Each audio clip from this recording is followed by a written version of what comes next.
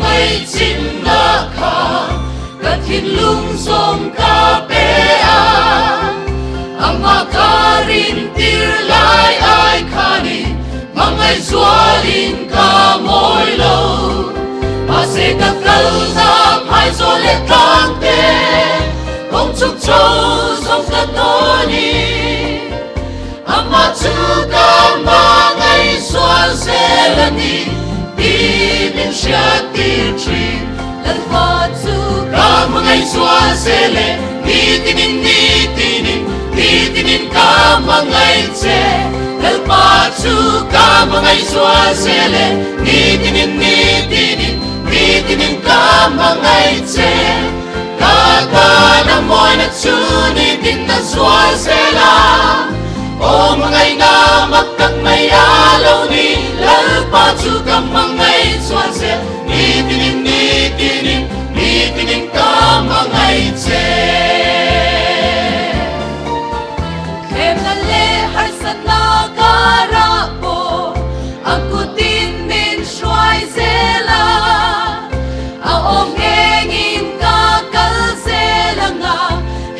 Sinna kong ngaya Mangay na rin tak may katsarta Nitinin at harsela Katilong mangay na akat liamin Hey hikasoye Dalpatsu Kamangay suasele Nitinin kamangay tse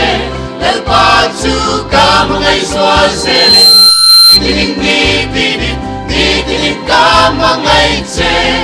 Kata na mo na tsulitin na swasela O mga ina magkagmayalaw ni El pachu ka mga iswasele Nitinin ka mga itse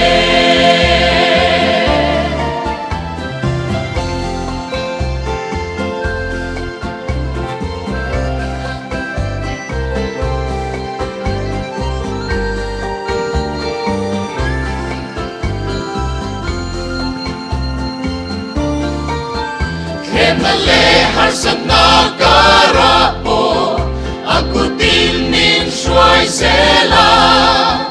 Aong ngengin kakal sela nga Hekasin na kong aya Mangay na rin kakak may katsarta Nitinin at harsela Katilong mangay na akad liamin Hey hikasoye El pachu ka mga iswasele Nitinin ka mga itse El pachu ka mga iswasele Nitinin ka mga itse Kata na mo'y natsunitin na swasela O mga ina magkagmayalaw ni El pachu ka mga iswasel Nitinin ka mga itse